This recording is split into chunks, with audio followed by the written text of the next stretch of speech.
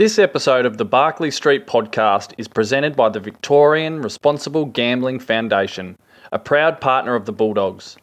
Join us in helping kids understand the importance of loving the game, not the odds. For tips on talking to your kids about the risks of sports betting, visit lovethegame.vic.gov.au.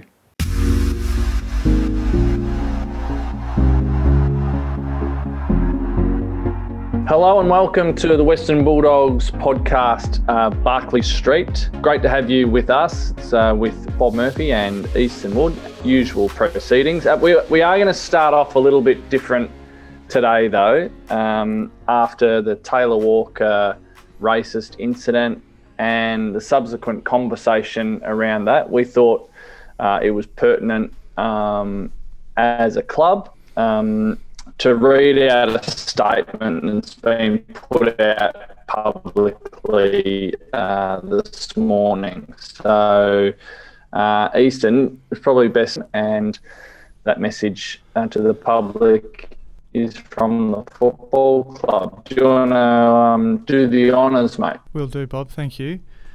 Okay. We applaud the courage of Eddie Betts and the countless others who continue to fight hard against racism in all of its forms. It's their strength and conviction that encourage us to stand alongside our Aboriginal and Torres Strait Island brothers and sisters and other victims of racism in this fight. But this isn't their battle alone.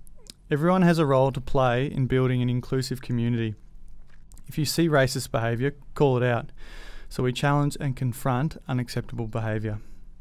Take the time to have conversations with those around you, so we are each contributing to a vital national discussion that tackles racism in every form. We can all become leaders in this fight. Let's stand together against racism. Nicely done, mate.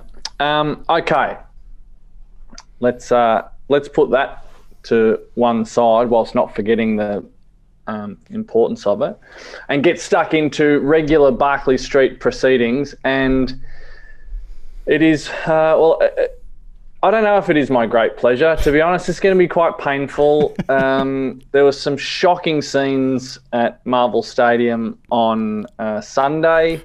And I'm not talking about the loss. Oh, no, I'm not talking about the loss to the Bombers. There was a moment of football poetry that cut me deep.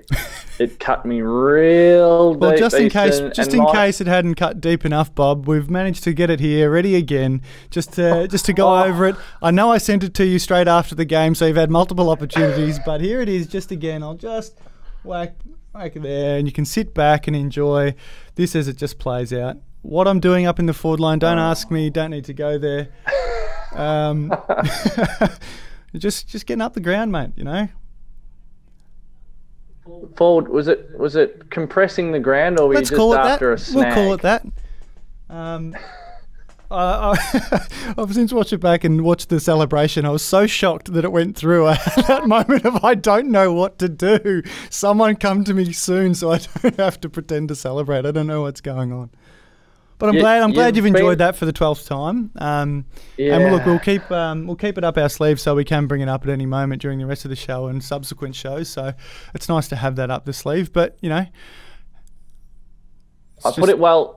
Here's from my point of view. I put in a request to Ben and Adrian, who help us put together this fine podcast, and I asked for at least a bit of balance. I wanted your left foot snap out of bounds on the full, but I was told I'm glad we've left that off there, because you know that stuff happens. There's pressure within the game.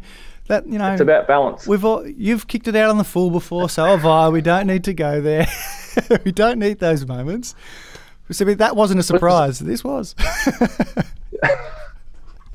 I was in the radio commentary box, and I just had to tell the audience, I said, look, I'm as shocked as you are. I've watched just about every game this bloke's ever played. I've never seen the balk, the shimmy and the snap into a goal in about 12 years of footy.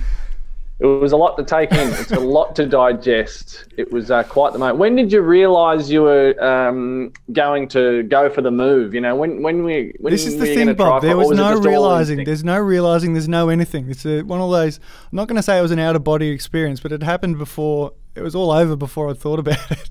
Obviously, I was pushing up the ground to close an exit, as we do. But then, for whatever reason, I'd found myself continuing to go up because I had a play on the ball for some reason, and obviously I had that handball beforehand. And then I think I hit the deck after that and was just watching, and then it just somehow came back, and then all of a sudden I've chucked her in reverse into a sidestep, and through she went. So the key to your prowess as a forward was to send you back to the back line. I'm a much better forward when I play in the back line. It's well put.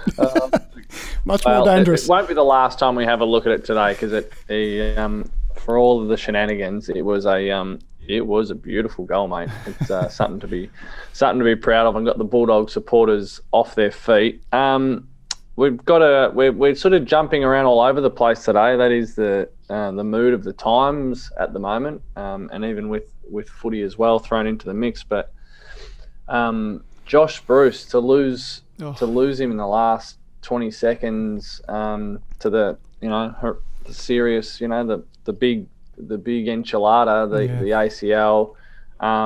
How's the group handling it, and more importantly, how's Josh holding up? Yeah, it's just heartbreaking, mate. For so many reasons. I mean, the way that it happened right at the end of the game is awful. For Brucey playing in his 150th, what's a celebration for him? And he's been as vocal as anyone amongst our group about his excitement of playing finals, and now that's gone. And we spoke after the game, like, the game of football is brutal. It doesn't discriminate. It doesn't care how long you've played for. It doesn't care what position you're in, what time, how long the game's gone for, or what the score is, or where you are. It'll strike you down. Brutally at times, and it's happened to Josh, and it's difficult for Brucey, and it's been hard on the group as well. I mean, Toby McLean going down the other few weeks ago at training and doing his his knee again after having it done the year before. It's awful. And there is that sentiment amongst the group of that disappointment for them this year, and the subsequent years, and how difficult that road is to come back. We went through it years ago, obviously, when you did your knee, and then when I think that same year Wally broke his leg in the same game, Jack Redpath did his knee as well, and it does have a way of, you do kind of come together, and we're certainly hoping that happens with this. But we're just trying to be there as much as we can for him, which is a lot to say, but you can't really do too much at this stage. It's hard. Yeah, not that you ever get blasé about the game, but do you sometimes think, I mean, you'd be different because you have missed footy and you've been around a long time, but do you think for some of the younger players, when they see the torment that Toby and Josh go through, do you think it kind of magnifies just how precious the opportunity is this year? A little bit? I think it does. I mean, and when you're in your first and second years, even when you see stuff like that, people go down, you always have that in your mind as a young player of like, there's always next year. There's always next year, and it takes a little while, and it takes a number of these instances to start to know. It's like, well, no, the opportunities only come so often that and there's no guarantee that even when you do come back next year that you're going to be anywhere near or the same as you were, and that's always an ongoing question that the athlete has to continue to ask and prove where they get back to. And I think, obviously, having gone through it as a player through injuries, you understand that a bit more. But certainly our group will be getting those young boys will be getting a taste and see how much it means to how devastating it is for those guys, and probably give them some context to it as well. Well, we wish Brucey all the best. He's been an incredibly important player for this group since he's arrived, but this year in particular, he's had an incredible season, and not just what he does, but the effect he has on those around him. So it's another big challenge, for the group to steady. Just on the loss, how's the sort of wash up from that? Because quite an unexpected loss to the Bombers who got a hold of us after quarter time. How have you sort of reflected on that? Yeah, look, it was a disappointing day in the end, Bob, as you know, and what we've been very good at all year is being able to control the game in the middle of the ground and really be able to put pressure on and win more contests than we lose in there. But credit to Essendon, they managed to get a hold of us in the middle of the ground, which we probably haven't had happen to us all year, and in particular in centre bounce. They were able to really get some dangerous and deep entries that were difficult to defend, and obviously Peter Wright had an incredible game, an incredible performance, some of the best kicking I've seen someone out on the ground. And yeah, that was disappointing. But on the flip side of things, we did a lot of good work in creating our opportunities. I mean, I think we had 60 inside 50s to their 39, and we couldn't convert. And particularly in our third quarter, when we wrestled momentum back and we had the game probably on our terms, I think we might have hit the post 4 times in a row. So it just shows you, if you don't take your opportunities, you can't win games of footy. So we unfortunately we didn't take those opportunities, and Essendon were better than us on the day, so they get the chocolates. Okay, so the Dogs, we've got to dust ourselves off and on to the next challenge. Do we know where we're playing yet? Is that we're playing being put in out there Lonnie, yet? I think down in Lonnie, fly in, fly out. Yeah. Okay. Well, there'll be another challenge for the group down there. We'll take a break in a second, and I think we've got the football Moses on his way in, Marcus Bontempelli. Isn't he more Jesus? He's probably upgraded, hasn't he? He's more Jesus. Yeah, well, One step away from God. He's certain. Oh, look, he's a significant biblical figure. Either way, there's an aura. There's an aura. Yeah. He's good at the footy ball. Let's leave that. We're going to get the Bont in, which is always a bit of a thrill for us. But we should mention the sad passing of Gary Hinks, a long-term Bulldog supporter, known to many as the man who went to over 1,000 Bulldogs games consecutively. I'm sure you've either seen or heard Gary's story. So that I only found out about that today. So really sad news about Gary's passing. We talk about passion and loyalty and dedication in footy. Well, they don't come more red, white, and blue than Gary Hinks. So our love and thoughts go out to his family and friends, and to all Bulldog supporters who would have crossed paths with Gary over the years. Yeah. All right, let's take a quick break, and then we'll be back with Marcus Bontempelli after this.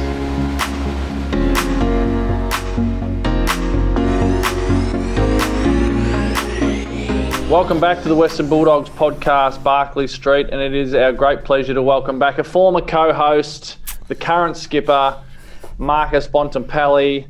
Marcus, how are you, my friend? What's happening? It's been too long. Going well, thank you, mate. It's good to be back. I just felt this, sense of normality walking back into this room. It feels good to be back. I've managed to catch probably snippets of how you two have been only working snippets? together. Only snippets. I thought you were tuning in regularly. I tried too early, but it was just too painful for me to see, my seat being filled. Obviously really well by Woody, but I think the big question mark that the club, I assume, will have when they do their big review, I imagine, will be the fact that no one wants to host with Bob.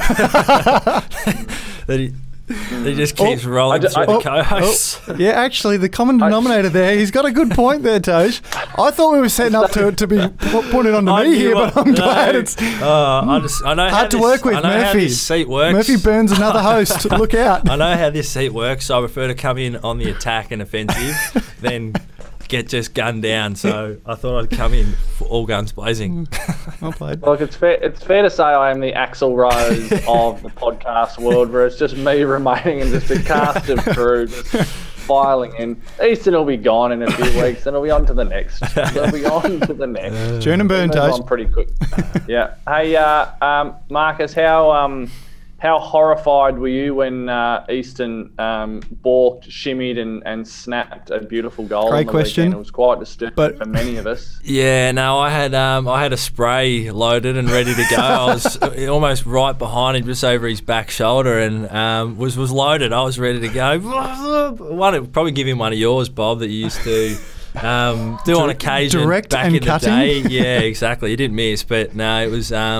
Yeah, it was super impressive. I think we've seen those moments before with Woody in traffic, but obviously kept finding himself further and further up the ground. I don't know if you've already talked about it, but the 8 possessions in eight minutes was probably world record pace for you. It was also pointed out that I had 8 for the entire game the week before. So exactly. Yeah, well, progress is key. So super impressive. But I did initially have to get my head around what I'd just seen, and then celebrate, I guess. And then it was one of those moments. But a bloody good goal.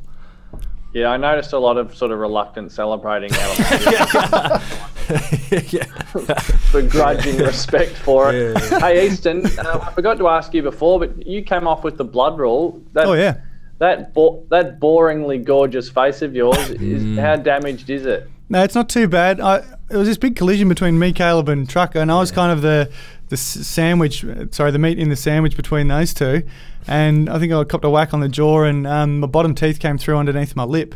I don't know, where's the camera? Is it up there? Let's just say there was a lot of happy, average-looking blokes out there that thought we just brought one back to the pack. You know what it's like in our lane. Yeah. Oh, God. But no, it's not too bad, Bobo. No, teeth are okay and jaw's fine. Just a couple of stitches under the lip. Okay, it's going to take more than a cut lip to bring you down to my level, but it's a step in the right direction, and I'm happy about that. Hey, Bont, we were chatting before about the awful news about Joshy Bruce and the diagnosis there. Easton, was talking about that and the effect it has on the group. But from a captain's perspective with the group, how is the team and the locker room sort of dealing with now Toby and now Josh as well gone for the year? Yeah, no, I don't know what other teams are like and other groups are like in situations like this, but you do.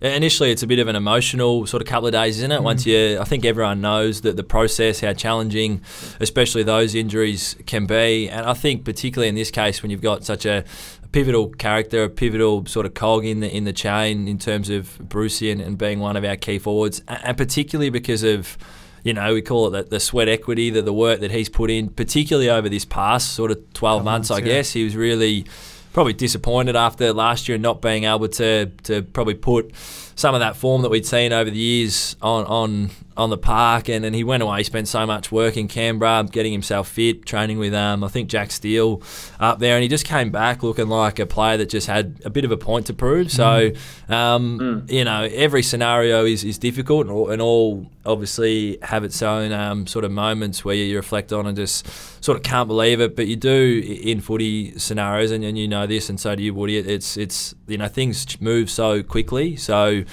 trying to support Brucey in every bit of the challenge, that he'll have to face, but at the same time trying to sort of continue to move forward. So it's a really difficult part of our game, but Brucey's, we've got his back sort of no matter what, and we'll support him, through thick and thin.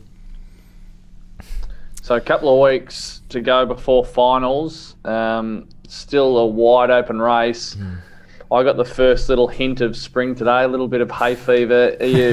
Can you feel the momentum building? I know, we're coming off a loss, a bit of a shock loss, to be honest, against the Bombers on the weekend. I know that would have stung a little bit, but can you feel the momentum of the football calendar starting to sort of build towards what's going to be a pretty exciting campaign? Yeah, in a big way, Bob. And I know we've spoken before with the group. We spoke about the July test and about how in the depth of winter it gets darker, it's colder, it's wetter. And that's where teams can really start to separate, or teams can really drop off. And we spoke about that challenge, and I thought as a group, from our youngest through to our older guys, we've really managed to consolidate a really good period through that challenging time, and I think that's been a good springboard. And as you said, the crescendo, it's starting to get a bit warmer. The sun's starting to be out, and you can feel that glow and that warmth, and the finals around the corner. It's very, very, very exciting.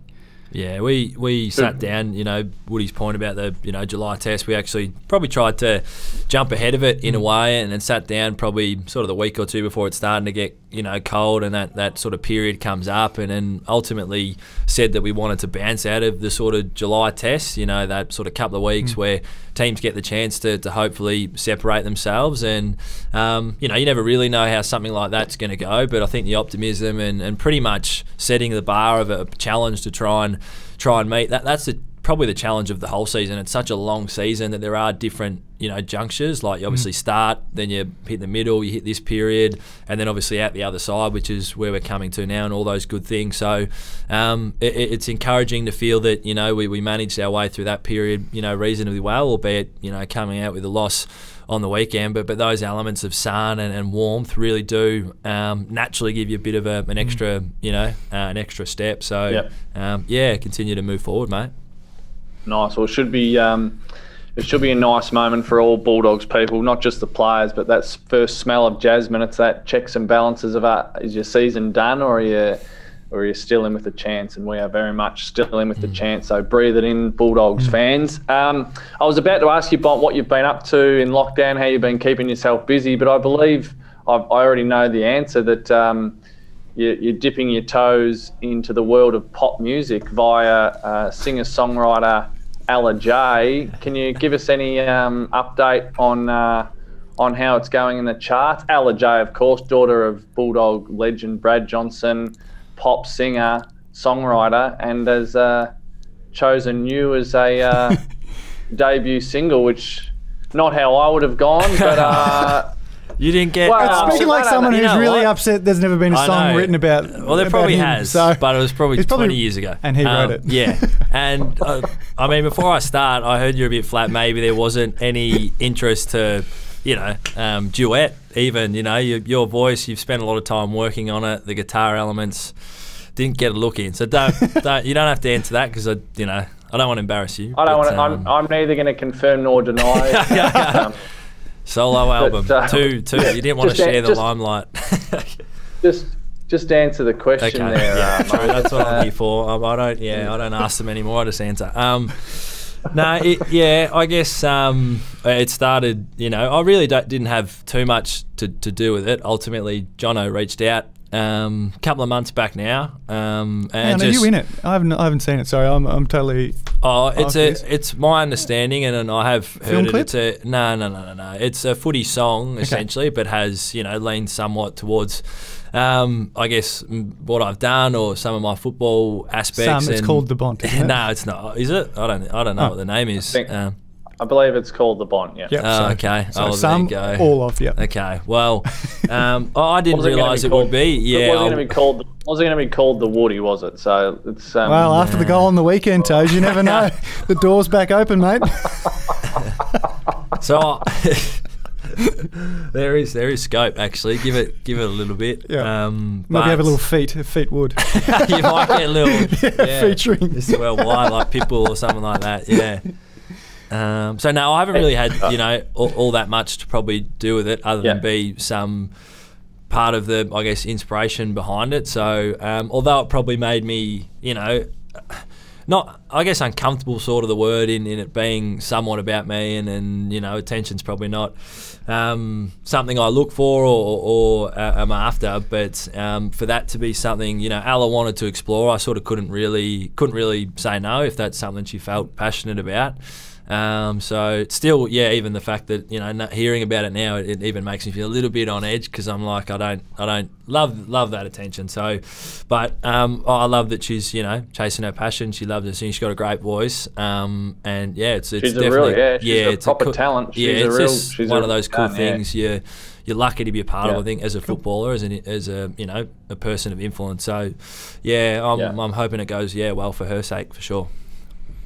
Well, if she's having trouble with the difficult second album, she could do worse than Easton, all right, because we are desperate for the attention. We are absolutely... Bring it on. we are fanging for it. What about you two? You two could do can you sing, Woody, or not? Guitar? You got the guitar, though, I can hack on the guitar. Yeah, there might be something in there. Bob, I can sing. Yeah, we could do a bit of a Millie. Of course, the halfback flankers. Hey. Oh, there you go. Yeah, we're talking. Or you could be like, stick to like cover stuff. You could just cover stuff. Oh, there's no original stuff.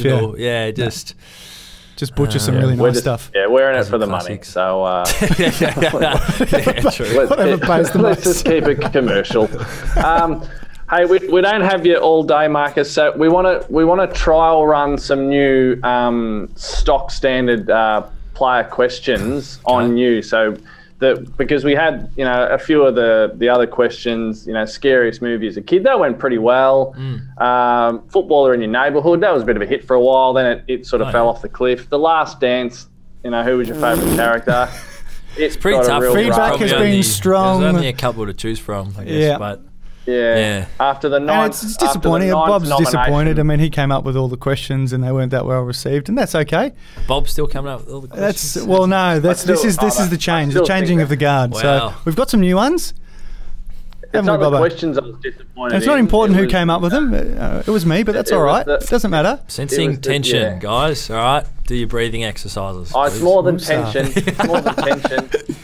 If you want to be the co-host for the Western Bulldogs podcast, send us a tweet because Easton's only got a few weeks to run before I give him the arse. Advertising internally. We're about to get an email, like an internal advertising email. It's on Seek. It'll be on Seek. I'm conducting my own external review on the Barclay Street podcast, and Easton's position is This is good. This is real. This is what people want to hear. It's like a family in here. It's not always love. There's give and take. So it's relatable. Yeah, as we'll say. Yeah, it ain't the Brady Bunch. No. So we'll kick off first, Mark. Who as a child, who was your non-sporting idol or hero? Or because I've got one, and I can show you him. You asking? Oh, here's my guy. Who's my that? guy's Brutus the Barber. Stretch Armstrong. Oh, wrestler. Yeah, who is that? Yeah, Brutus. Absolute non-sporting. Brutus. Can I go as like young as I can remember? Like, I love the Power Rangers, so probably the Red Power Ranger. Is that a fair answer? What did the red one do? he was the leader, I reckon. Was he? Brought them all. He was I sort thought it of was a gold one. Oh, I thought it was a Red Ranger. I don't know. Maybe not. I'm not sure. Yeah, well, we'll have to fact check. I'll quickly clear it up. Yeah. Red one originally, then there was a white one. But it's the red one originally. Thank you. So I was OG, but the Red Ranger, definitely. Like, I loved the Power Rangers. It was big time. So I guess if that counts, that's my answer. Yeah, no, that's good. Yeah. Who was yours, Easton? Well, we didn't do wrestling back in Camperdown, mate. We didn't get pay TV like up in Fancy. Where were you? Warrigal. Warrigal was really. Jeez. Wow. Warrigal. So no, we had. I didn't have a wrestler, but I watched Cheese TV every morning, and I was obsessed with Dragon Ball Z. Old Goku, get the old Kamehameha out. Oh yeah, nice. Yeah. Well, pretty underwhelming answer, that one. All right, we'll scrap that question, Bobo. It should be pointed out. That was his question. That was his. Now we're moving on. It's like Paran. Well, mate, it was. You've been there. Yeah, true. You've come along. True. I love Camperdown, don't get me wrong, but it's not a whole lot going on. I reckon that will be news to Warrigal. Warrigal will be like, hey, where's that list coming out? People of Warrigal just fell out of their Datsuns. Just like, what? That's great. East, do you want to go with the next question? Yeah, absolutely. Pick one. They're both good. Go whichever one you want. Okay. All right, we're going to start with, we were having a chat off air before, and we realised how embarrassing it was back in the day when we got our first email address. Oh, yeah? It was such an exciting time. You still had to do the dial-up on the internet, and it was, for whatever reason, using your own name was not a thing. It was absolutely not acceptable to use your own name. Yep. There's no need to identify who you were, and some embarrassing things came up. Do you remember what your very first email address was? Yeah, I do. Quite a long one. I had my name in mind, but Hotmail account, I reckon it was at that point. They were the big things. It was... It was Marcus, so M-A-R-C-U-S. I'm way ahead. I know. You're way ahead to start. So far, so good. Yeah, tick, Marcus, _. Yep, loved an Pretty underscore. common, It had to be in there. Underscore. Legend. Underscore legend. Underscore for. Oh. Ever. at hotmail.com. Yes. That was it. Marcus_legend_forever at hotmail.com. Forever. That was it. Forever. Yeah. So that was me for a long time until. When did you change it? Probably until I got to the club and got my club email. It was probably through to 17. I reckon. But That's so what good. was yours, Bob? Yeah, Bobo, come on. What do you got back there? Hit us. I wish I had yours, Marcus. Mine was Oh, really? Sticky Bob. Sticky Bob at Hotmail. What? Why sticky? Yeah. So Anna Hutchison was the girl at school who set mine up, and she had said hers was Sticky Chick, and so she did mine. She said, "I'll just make you Sticky Bob." I was like, Oh, she was franchising. She was. "Yeah, I like it. yeah, That's right. Sticky Bob." Sticky Bob. Yeah. Okay, that could could have sting. been. Could have been worse. Yep, not by much. What was yours, Easton? That's pretty sad. I was similar to you. I Yeah. didn't know what was going on, so I had one of my friends set it up for me, Sam Priest. And back Shout out, Sam. shout out to Sammy. He it was just after the athletics carnival, and I'd won a couple of races at the Aths carnival. Get that plug in there. Moan. Won all the races. Yep. Just get to the email address. Off topic.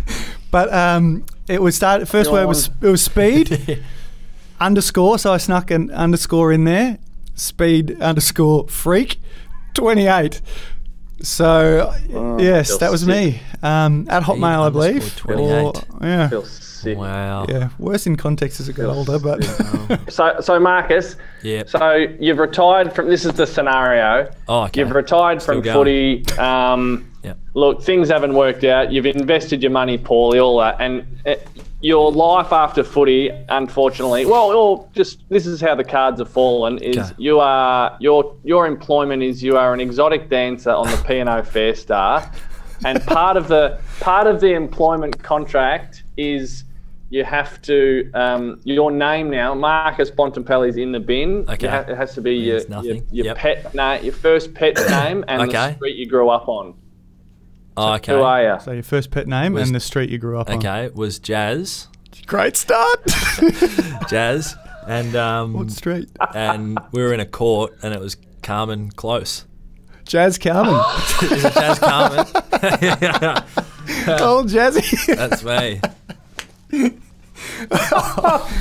Jazz Carmen. What was Jazz? Why Jazz? I don't know. Utah? Were you watching the basketball? No, well, I didn't choose a name. Like it was, Well, you know, was you it were a pretty dog? much just. It was a little Hang caboodle. on. She was. Just back out the truck. So your name is Jazz Carmen Close. Yeah, if we're going with the close, that was it. Jazz Carmen Close.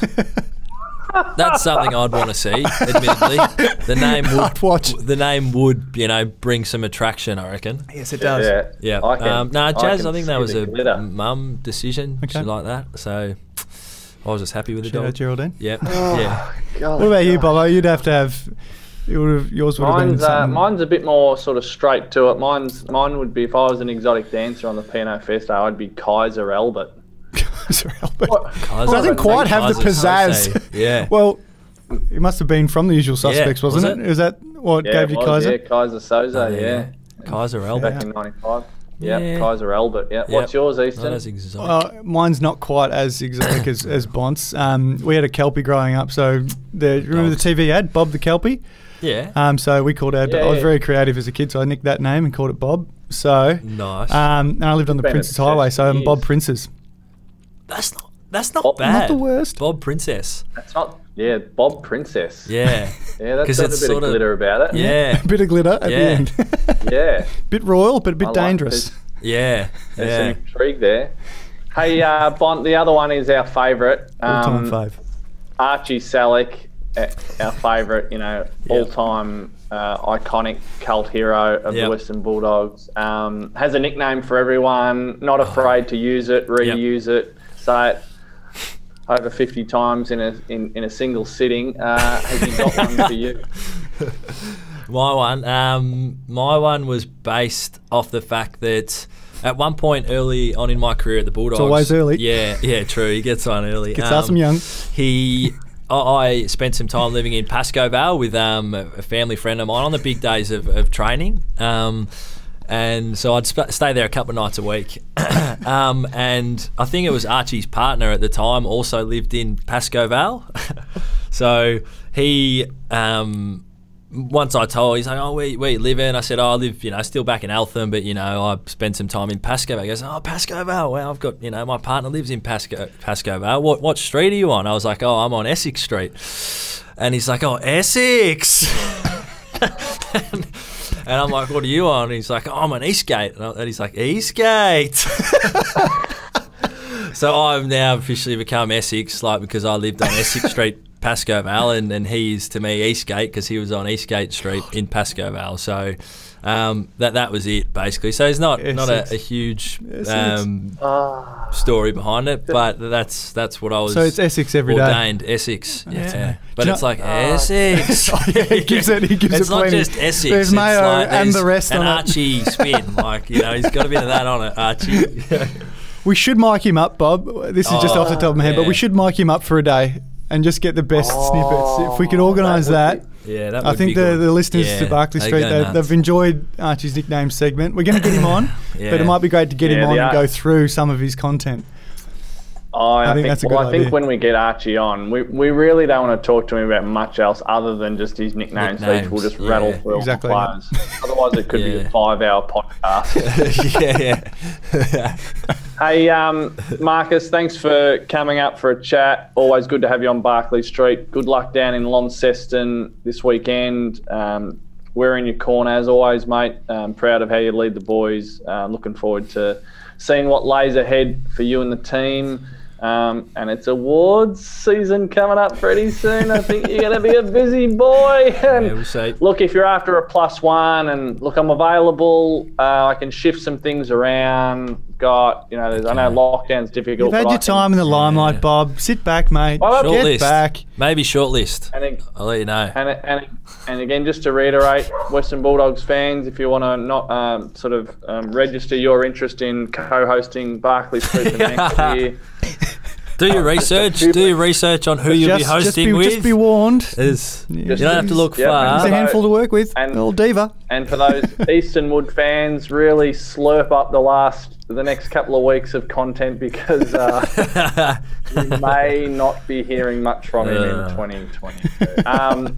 Bulldogs fans, enjoy this weekend. Maybe we'll start our own podcast, and then to be the, how did go up against it? Bob Murphy treatment. No, I'm kidding. Never do it to you. It just hurts. It just hurts. All right, I've had enough. Piss off you too. Had a gutful. Good luck. On that note. Thanks, Bob. Good to chat, mate. Always.